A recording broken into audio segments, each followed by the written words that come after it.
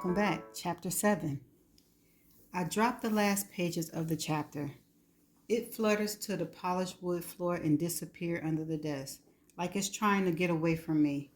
I immediately drop to my knees searching for it, arranging it back into the pile of pages I'm determined to hide. I'm, I don't even, I'm still on my knees in the middle of Verity's office when the tears come. They don't spill. I hold them off with deep breath, focusing on grinding pain in my knees to distract my thoughts. I don't even know if it's sadness or anger. I only know this was written by a very disturbed woman, a woman whose house I currently inhabit. Slowly, I lift my head until my eyes are fixed to the ceiling. She's there right now on the second floor, sleeping or eating or staring blankly into space. I can feel her lurking, disapproving of my presence. Suddenly, I know, without a doubt, that it's true. A mother wouldn't write that about herself, about her daughters, if it weren't the truth. A mother who never had those feelings or thoughts would never even dream of them. I don't care how good a writer Verity is, she would never compromise herself as a mother by writing something so horrid if she didn't actually experience that. My mind begins to spin with worry, sadness, fear. If she did that, if she actually tried to take their lives over a streak of maternal jealousy, what else was she capable of? What actually happened to those girls? After a while of processing it, I put the manuscript in a drawer beneath a slew of other things. I don't ever want Jeremy to come across that, and before I leave here, I will destroy it. I can't imagine how he would feel if he read that. He's already grieving the death of his daughters. Imagine if he knew what they endured at the hands of their own mother. I pray she was a better mother after they were born, but I'm honestly too shaken to continue reading. I'm not sure if I want to read more at all. I want a drink, not water or soda or fruit juice. I walk to the kitchen and open the refrigerator, but there's no wine. I open the cabinets above the refrigerator, but there's no liquor. I open the cabinets below the sink and it's bare. I open the refrigerator again, but all I see are small boxes of fruit juice for Cruz and bottles of water that aren't going to help me shake this feeling. Are you okay? I spin around and Jeremy is sitting at the dining room table with paper strewed out in front of him. He looks concerned for me. Do you have any alcohol at all in this house? I plant my hands firmly on my hips, attempting to hide the trembling in my fingers. He has no idea what she was truly like. Jeremy studies me for a moment, then heads for the pantry. On the top shelf is a bottle of Crown Royal. Sit down, he says, concern still embedded in his expression. He watches me as I take a seat at the table and drop my head in my hands. I hear him open a can of soda and mix it with the liquor.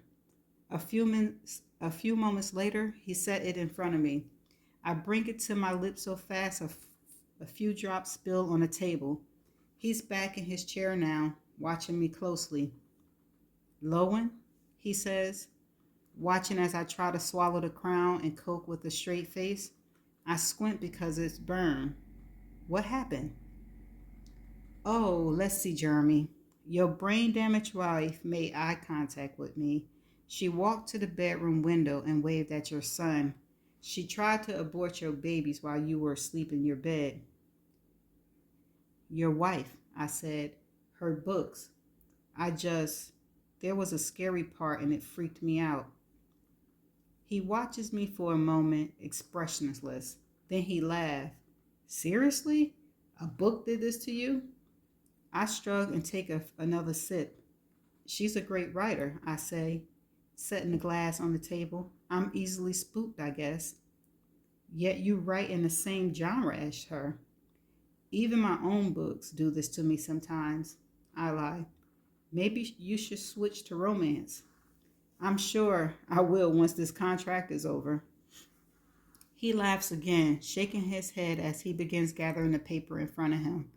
You missed dinner. It's still warm if you want some. I do. I need to eat. Maybe that will help me calm down.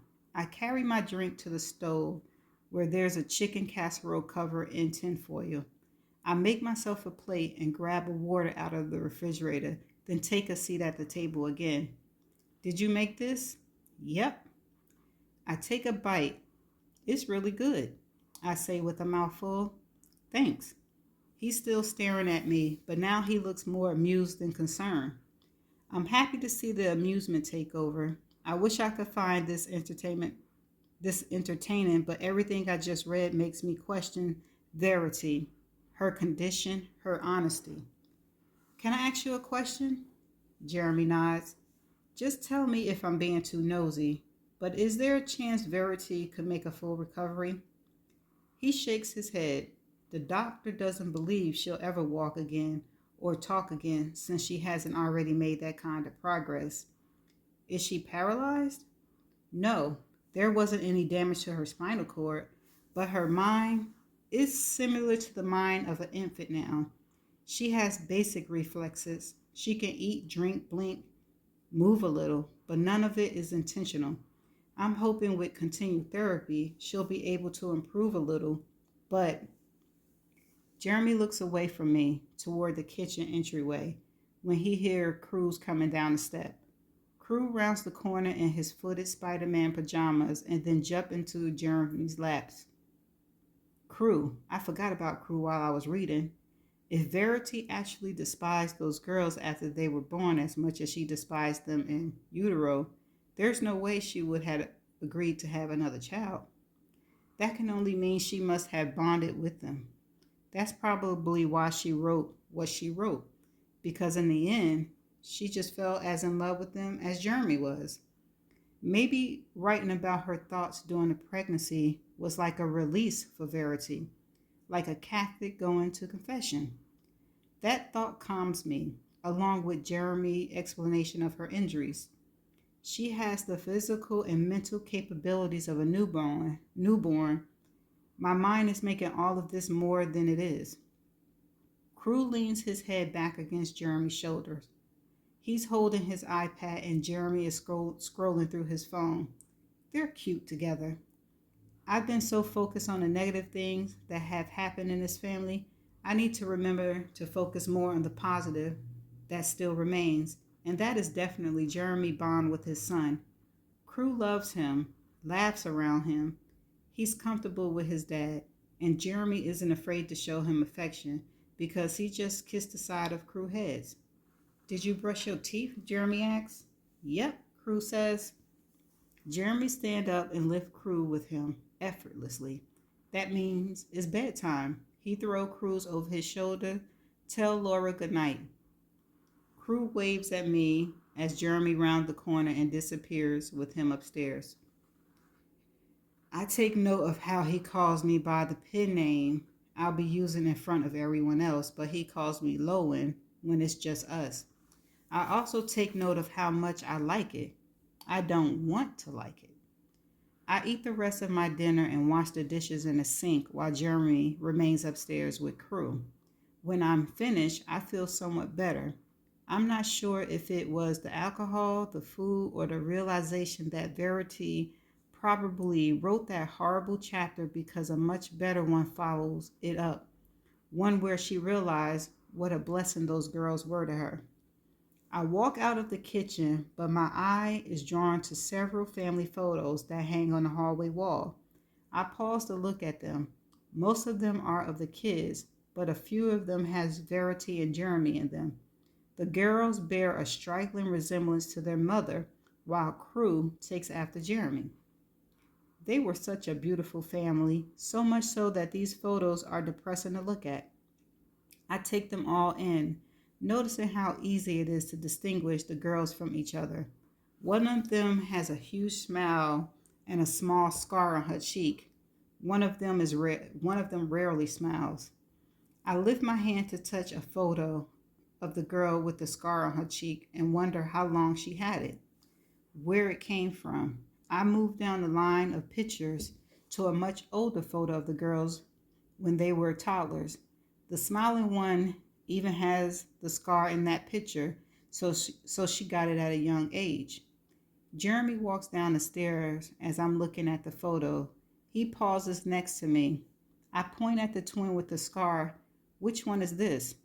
Cheston, he says. He points to the other one. This is Harper. They look so much like Verity. I'm not looking at him, but I can see him nod out of the corner of my eyes. How did Cheston get that scar? She was born with it. Oh, snap.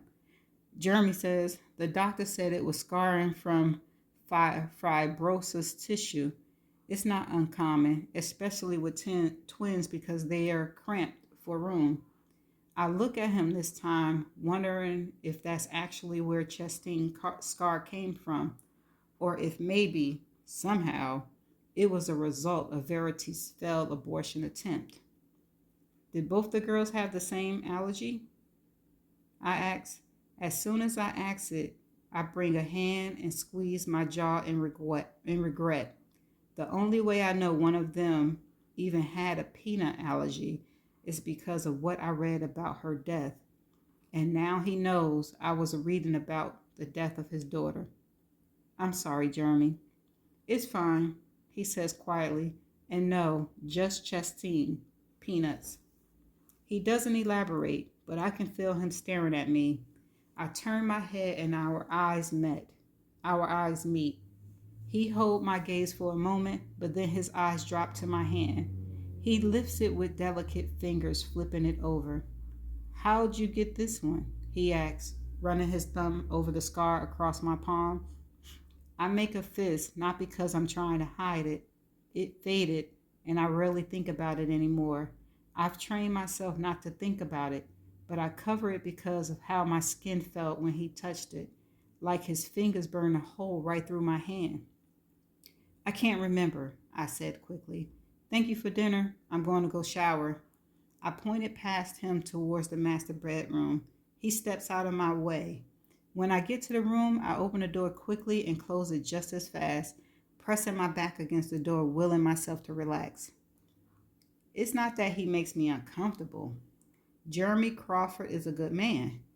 Maybe it's the manuscript that makes me uncomfortable, because I have no doubt that he would have shared his love equally with his 3 children and his wife.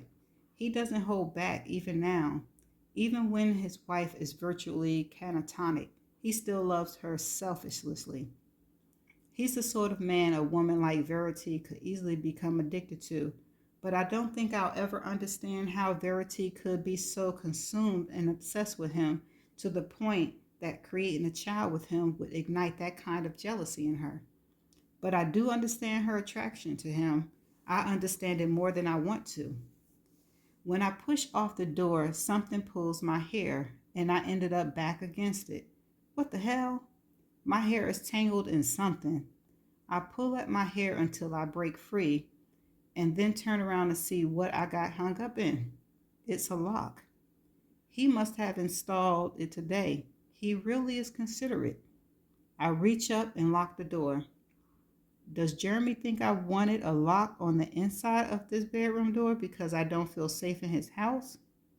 I hope not, because that's not why I wanted the lock at all. I wanted a lock so they could all be safe from me. I walk to the bathroom and turn on the light. I look down at my hand, trailing my fingers across my scar. After the first few times my mother caught me sleepwalking, she became concerned. She put me in therapy, hoping it would help more than the sleeping pills did. My therapist said it was important to unfamiliarize myself with my surroundings. He said it would help if I created obstacles that would be hard for me to move past while I was sleepwalking. A lock on the inside of my bedroom door was one of those obstacles. And while I'm almost certain I locked it before I fell asleep all those years ago, it doesn't explain why I woke up the next morning with a broken wrist covered in blood. And that's the end of chapter 7. Stay tuned for the next chapter.